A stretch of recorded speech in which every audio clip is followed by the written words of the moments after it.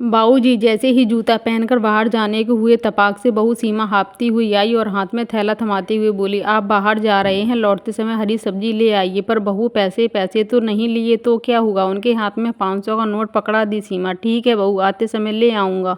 बाबूजी चले गए और उनके जाने के बाद सीमा के चेहरे कुटिल मुस्कान छा जाती है। बड़बड़ाते हुई रसोई में जब देखो तब कहते हैं कि पैसा नहीं है, पेंशन को अपने अंटी में दबाए रखना चाहते हैं। आते हैं ना, अपना 500 वसूल लूंगी। बड़ों की कंजूसी मक्खूचूसी का तो तोड़ है मेरे पास। बेचारे बाबूजी हाँफते हाँफते थैला भर सब्जी ले आए और डाइनिंग टेबल पर रखते हुए आवाज दी, चाय मांगते हैं। सीमा चाय रख जाती है। चाय देखकर बाबूजी की आंखें नम हो जाती हैं। चाय में दूध का नामो निशान नहीं था, छरछर पानी दिख रहा है। बाबूजी चाय को वही बास बेसिन में उड़ेल देते हैं। सीमा ऐसे अनेक चालबाजी अपने पिता जैसे ससुर के साथ खेलती रहती। इसे यह भान नहीं रहा कि आखिर कब तक किसी की आत्मा को चोट पहुंचाया जा सकता है। बेटा को कुछ पता नहीं कि उसके पिता को दुख दे रही है। उसकी पत्नी, घर का किराया बाबूजी ही देते हैं।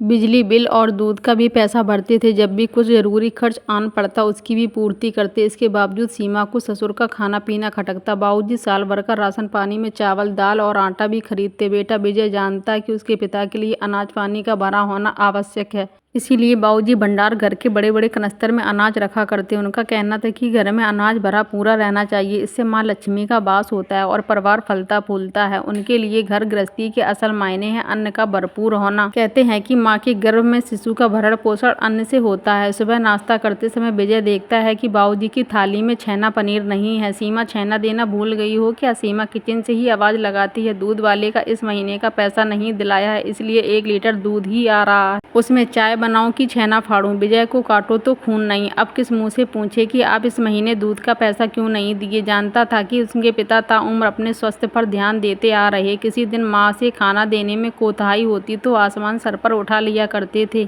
आज वही बाप बेबस हो रोटी चबा रहा है। दूसरे दिन से विजय खुद दूध लेते हुए घर आता और बाबूजी के खाने पीने पर ध्यान रखा करता। सीमा यह सब देखकर मन ही मन कुढ़ती। एक दिन जली भुनी बोल पड़ी कि सारी कमाई बाबूजी पर लुटा दोगे क्या? रोज रोज का यही राग सुनकर विजय बोल पड़ा, बाबूजी के 1 पाव दूध में 1 पाव पानी मिलाकर देते शर्म नहीं आई? हद तो तब हुई कि उनको छेना भी देने में तुम्हें नानी याद आती है। तुम्हारा त्रिया चरित्र की उम्र ढल गई प्रिय, जो तुमने किया है ना उसका हिसाब किताब होगा। बाबूजी ने मुझे सब बता दिया है कि तुम अव्यावहारिक व अमर्यादित हो। दूध का पैसा देते हैं बाबूजी, बिजली बिल और घर का रेंट भी पेमेंट करते हैं, तब भी तुम वृद्ध ससुर से सब्जी लाने को बोलती हो और घर के नौकर को दूसरे कामों में उलझा देती हो। 80 साल के पिता समान ससुर से काम कराते तनिक तो शर्म कर लेती। अतिशय दुख देने के चक्कर में भूल गई कि तुम उनके बेटे की पत्नी हो। पति और ससुर से माफी मांगती है। अगर बेटा ठीक हो तो उनके माता पिता का आदर ना करें। नालायक बहू के कारण नहीं, नालायक बेटों का कारण आज बड़े बड़े शहर में वृद्ध आश्रम का चलन बढ़ता जा रहा है। छोटे छोटे गाँव कस्बों में भी अपने भोजन की व्यवस्था के लिए माँ बाप को अपने बाल बच्चों के ऊपर पंचायत बिठानी पड़ रही है।